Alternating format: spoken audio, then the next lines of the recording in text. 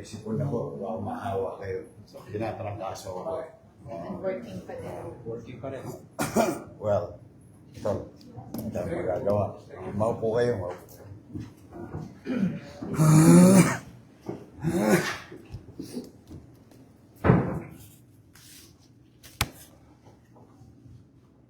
Okay. So, you're a foundation. Yes, sir. Foundation, we founded it in 2001. I would like to introduce myself. I'm Velasco, the president, second director. Our trustees are here. Si Miss Annette, Oh, ayan, masipag magtanim yung mga yan. si former USEC, Of course. Oh. okay, si Joel Magamba is a trustee. And we have here the executive director of the Philippine Bamboo Development Industry. Ay, matutuwa ka sa ito. Eh, kasi Ang buhay. Buhay. nung araw, pambambo sa akin na nanay ko.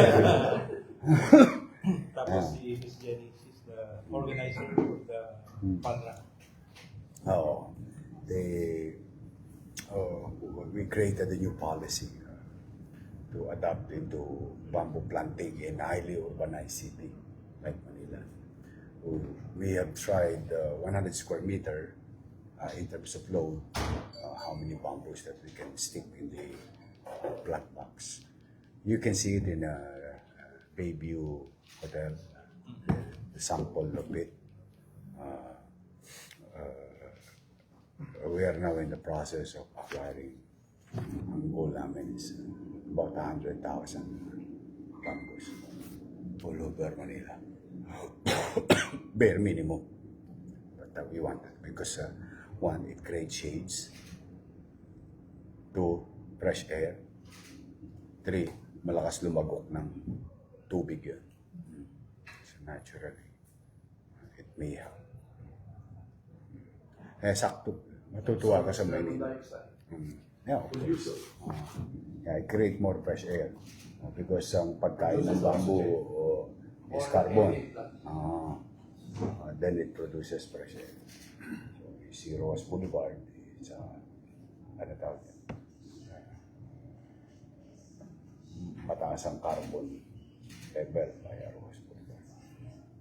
If we can create a wall, or the so-called bamboo wall, anything that carbon going in the service road will pass through the bamboo, and by the time it's fresh air. And it creates shades in the service road pathwalk. Kasi may pathwalk. Kaysa matambayan lang ng sino-sino. Yeah. So what can I do for you? First, Mayor, we would thank you for having us.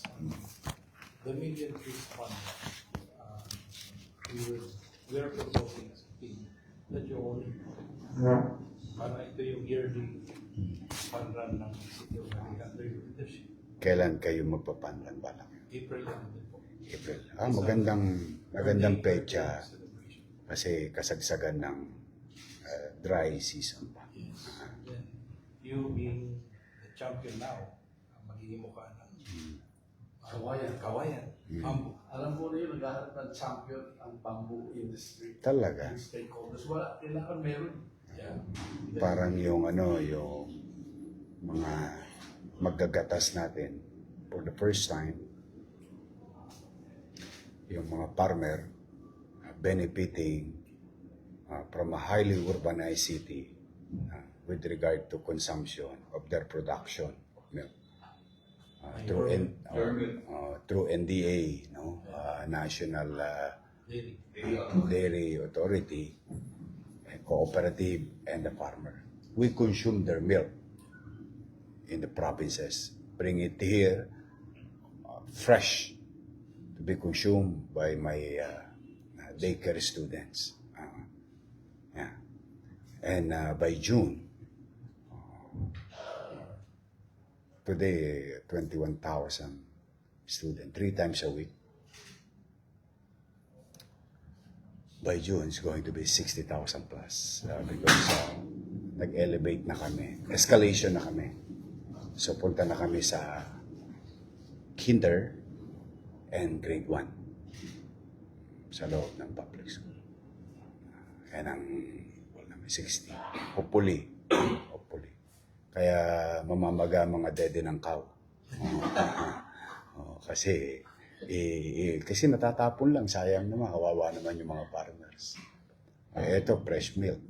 Kasi because of the study, it is due reference to study of National Nutrition Council, DOH, maybe some other private organization, that the presence of stunting with our kids is there already because of lack of nutrition. And milk, cold, fresh milk from the farm to Manila. Very challenging yung logistic. Pero nagagawa Magdadalawang buwan na tayo, di ba? Magdadalawang buwan na. So, 90 days ang aming target 90 days para magkaroon ng dent. Para may epekto talaga sa nutrition ng bata. The records and statement made by parents, teachers, excited pumasok sa daycare yung mga bata. Kasi may your milk. Masarap Your milk. Your milk. It was an idea of the organization. Pero, Kami naman mayor. Meron si Joel na taga Your name, please. your milk. mababash kayo ulit. As long as we are doing it for the environment. We need an iPhone for environment. Sakto lang, kasi tingnan niyo. Na-test ko na yan nung pandemic. A couple of trees turn out to be better. Mas matagal na buhay yung bamboo ko kaysa doon sa mga tinanim naming halaman. So, ngayon, tinetest namin, araw-araw dinidiligan namin yung 100 square meter. You'll see it, pass by Ross Boulevard in front of Bayview. You'll see it there. Check nyo.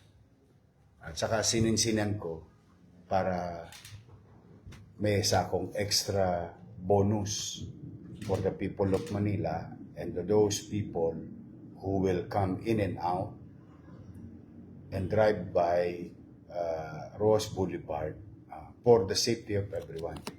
May natural barrier ka. So you're in a highway. Ay, alam mo naman minsan ng Noipi, may tumatawid bigla-bigla. But with this, third, yung basura. Usually kasi tapon yung basura, ginagano lang. With masinsin na paglagay ng bamboo. Ang matibay. Tapos, hindi na matatambayan. Tutulugan. Makikita mo rin, bote ng gin, 4 kantos, bilog, sunog dito, sunog doon, nagsusunog ng mga kung ano-ano. Yun, natural yun, mamamatay. So, aliwalas yung Ross Boulevard. And hopefully, we can finish the program within the year. With the existing trees there, will never be touched, but the spaces will be occupied by bamboo. Side by side with the existing tree. Para maging yungib. So, talagang fresh air for the people of Ermita, Paco area. Kasi because of these greeneries. Yeah. Sige, try natin. I'm honored to do this thing with you. Ikaw na, Crystal. Ano to? Pandan. Saan nyo balak banda? So, ang suggestion ni Green Media is within the city of Manila lang sana. Opo, ang venue kasi sir, I learned is Quirino Grandstand. Have you talked to NPDC? Opo, and Masco and everyone po. Yeah. We had an initial meeting already, but since the event is on Saturday, we're challenging with the traffic. Okay. Kay Director Wilson, we need to use... Okay naman yan pag Saturday medyo maga. Yan yung post ng director. Ito yung director na. Ang ano lang po, Andre, explain kayo po yung ruta natin na sinadjust. Kung possible po sana, kung it will be owned and supported by Yorme, showcase natin yung Manila. We're not using or passing through to Pasay and Parañaque. instead, Manila na lang yung Oh. magiging. Ilang kilometers yun? Ang longest 16K. 16K. Ano yun ninyo? Ito sa... Tingnan nyo kung pwede pumasok ng Intramuros. I-coordinate nyo. Parang yun nga. Grabe Pero ng Manila ng pattern nito. hanggang ano na lang, hanggang Binondo, pasok na lang sila ng Sa office. Yung bago tuloy na Binondo. bagong tinday ng Binondo. Dalawa. Yung dalawa. Jones MacArthur Jones Bridge lang ako. Tapos, or the Chinese. hanggang doon sa Arc lang po. Tapos, pagbaba na pag U-turn, pagbaba ulit. Kanan na Magallanes, pasok po sa bagong tuloy. Pagbaba, U-turn ulit, panibang labas po din ang hospital. Daanan nila lahat ng tulay. We, Yes. it's like a showcase week, but at the same time, it's your list. Yearly fund for environment. Ayan. Sige, planuhin nyo na. Yes. Kami Okay ka. discuss. April, Tapos, Maaga naman eh. magat. Sa 3 a.m. Usually, tatapos na to bago mag-alas 12. Bago magalas. Kasi maaga natin ginawa, meron kasi Saturday. Sabado. Tumama ng Sabado, kaya suggestion natin, agahan. Kasi walang coding ng Sabado. Saka yung mga traffic masyado mabibili. Kaya madaling araw nila gagawin, wala namang problema. Katulad yung sa rock and roll. 3 a.m. then, ang ano ba nila to do, learning is that doon sa awarding, parang may pledging session yung mga tumakbo. Okay. In support of whatever environment. I'm gonna be there. Okay ako. Okay. Sige. Sukatin nyo na lang po yung na kailangan pumasok sa 16 kilometers. May propose. Pag may sobra kayong bamboo, padala nyo sa akin. We are able to respond po. Kasi yung una kasi Patingin muna. Yung Rose Boulevard, solved na yun. Sinalak ko siya. Kasi nakahanap na ako ng pera. Baka gusto nyo, ito, yung katulad din na donate sa akin ng BPI, ilalagay ko dyan sa Top Avenue. At saka gusto ko sa Loton, all the way, para ma-block na. Yan lang. Tapos we'll go further to like Espanya. Ngayon, nung nag-announce po ba yun, 100,000 bamboo, alam mo Rose Boulevard, yung Philippine Bamboo Industry Development Council, marami kami scientists, experts on bamboo. So we wanted, pwede nyo gawing Resource person. advice o Yeah. advice on Sabi mo bamboo kay- planting. Kasi kay marami pong Andres. species ng bamboo. There are masyadong lumpy, meron ng hangers, meron ornamental, for urban landscapes, pwede. So, pwede po ang PBIDC and Animal Billion mag-advise. Baka mas mura pa namin mabili. Yeah. Mm. Opo. Nandun po sa agreement. Andres, ito talaga hanap sila mura. And tamang species, tamang quality, planting materials, tamang. And we have all the scientists. Nagpunta na po kayo ng China, you have to go to China, yung sa bamboo capital. Saan siya? Nakita ko sa Macau when I recently visited Macau. While they have tall buildings and all other things, their open green space, they planted bamboo. They planted bamboo. I saw it. Sabi ko, pwede talaga. Kasi, ninipis lang ng bamboo niya, pero ang pag tumatama yung hangin, preskong-presko. Saka po, Saka maaliwalas talaga ang dami gamit. Food, clothing, shelter, handicraft, shelter, bahay. Sa mga socialized housing, pwede gamitin ang bamboo. Pag emergency, Stronger than 5 stick. At saka hindi nyo na-obserbahan na I'm wearing a bamboo watch. Sige, photo tayo. May bamboo bike na eh. The bamboo pa Yeah, we are signing for you. Oy, Dito kayo. Isaac, dito kayo.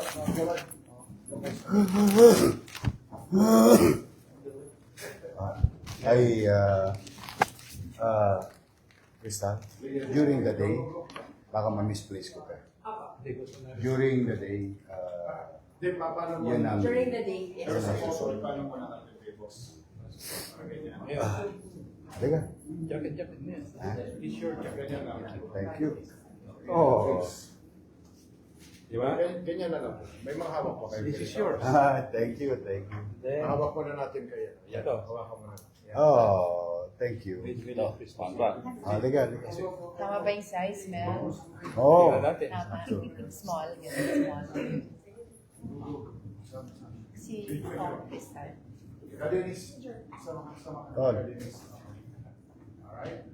Okay po. 1, 2, 3. One more task na pa natin, Godette Mel.